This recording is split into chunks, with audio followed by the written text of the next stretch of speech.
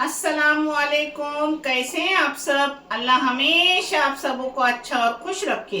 किसी की कोई तकलीफ हो तो अल्लाह अपनी रहमतों से उन तकलीफों को खत्म करे। हर घर को, हर इंसान को खुश व आबाद रखे। आमीन या रब्बुल आलमीन। आज मैं बना रही हूँ कोकनी तरीके से मटन कोरमा, जो अपने घर की चीजों से बनाया जाता है और झटपट होता है। आप देख लो।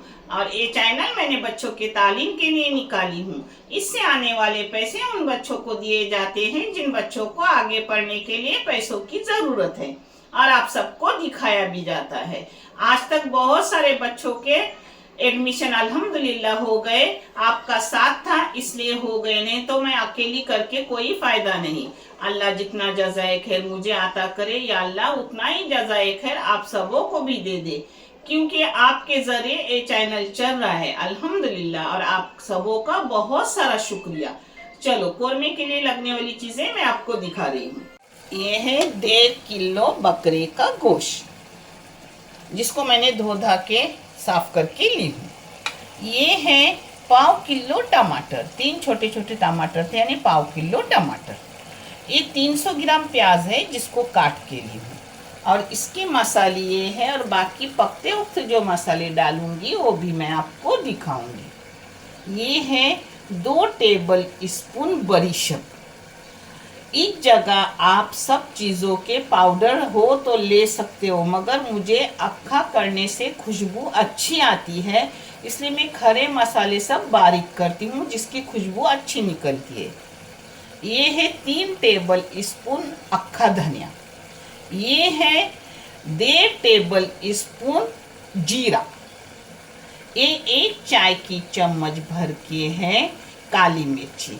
1 चाय की चम्मच भर के है इलायची। 1 चाय की चम्मच भर के है लौंग। 1 जावित्री का फूल है, और आधे से भी कम जायफल है। इन मसाले को बारीक करके लूंगी, और फिर मैं करते वक्त क्या डाल रही हूँ वो भी दिखा रही हूँ।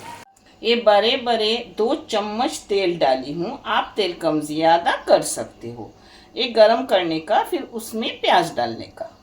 इसमें डाल रही हूँ प्याज।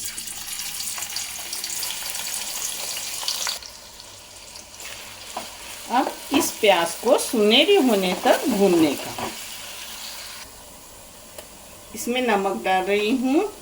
आप अपने टेस्ट के मुताबिक और क्वांटिटी के मुताबिक डालो, मगर मैं आपको 1.5 किलो का गोश्त का पूरा हिसाब दे रही हूँ। मैंने 1.5 चाय की चम्मच नमक डाली। अब इसको अच्छे से गुलाबी सुनहरी सी रंगत आने तक भूनूंगी।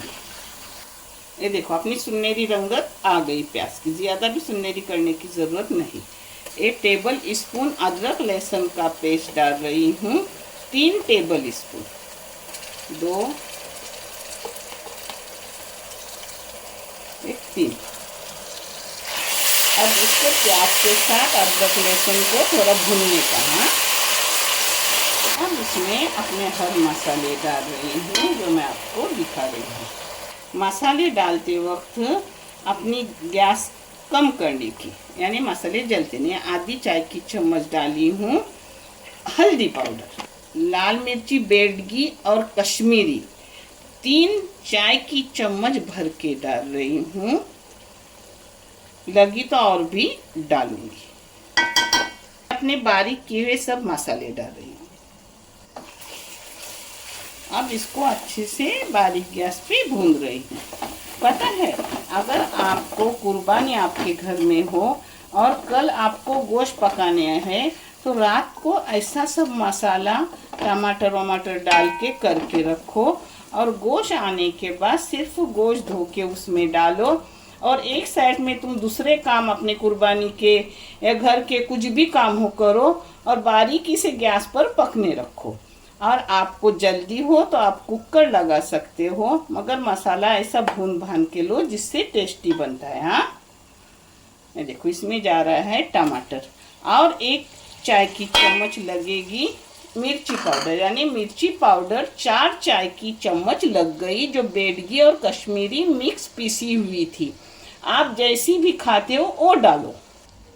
ये देखो, 4थी चाय की चम्मच मैंने लाल मिर्ची की पाउडर डाली। मैं इसमें डाल रही हूँ नारियल का, मेरे पास पाउडर है जिसका दूध बनाती हूँ वो। आप चाहे तो नारियल, सूखा नारियल भून के लो, उसका पाउडर करके डालो, नहीं तो आप भी ऐसा मेरे जैसा मिल्क पाउडर रहता है जिसका दूध बनता है वो डालो। ये मुझे आसान पड़ता है, और खोपड़े वगैरह का कैसा थोड़ा सा करने पड़ता है। नहीं तो आप गीला खोपड़ा भी पीस के दे सकते हो, मगर मैं जो डालती हूँ आपको दिखा रही हूँ। ये डालूंगी 4 टेबल स्पून, 1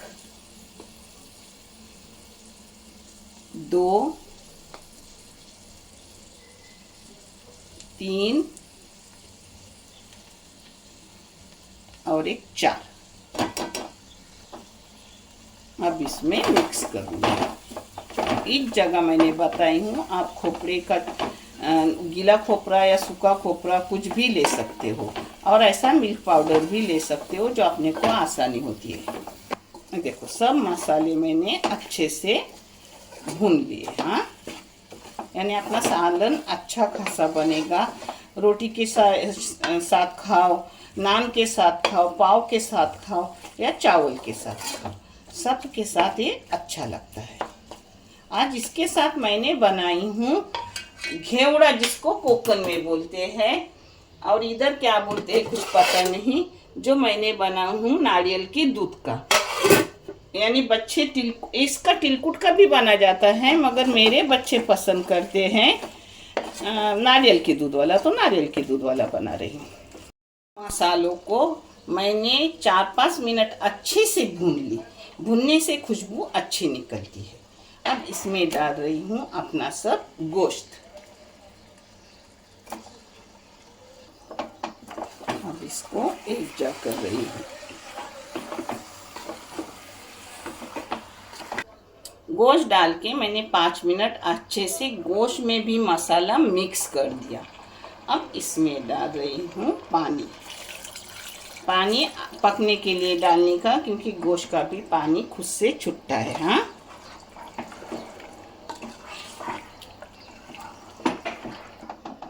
इसको फास्ट गैस पर एक उबाल लूँगी और बारीक गैस करके रखूँगी। आराम से उसको आधा घंटा बारीक गैस पे पकने, और फिर देखूँगी अपनी बोटी कहाँ तक हुई है, उस हिसाब से आगे पकाऊँगी। ये देखो आधा घंटे का मैं बोली थी, मगर मैंने आधा घंटे के बाद चम्मच मारी तो देखा अपना हुआ नहीं है। माशाल्लाह पौन घंटे में अच्छे से अपना गोश्त गल गया। ये देखो इस पर आपको समझेगा। ये देखो नली भी छूट गई, इतना गल गया। अल्हम्दुलिल्लाह टेस्टी भी और झटपट रेसिपी होने वाली, न कोई दिक्कत न मुश्किल न कोई चीज़ लगती है। अपने घर की चीज़ों से ही हर चीज़ बनती है। अब इसमें कोतंबीर हो तो डालो, नहीं डाले तो भी कोई बात नहीं। चलो अब इसको मैं आपको परोस के दिखा रही हूँ प्लेटिंग करके।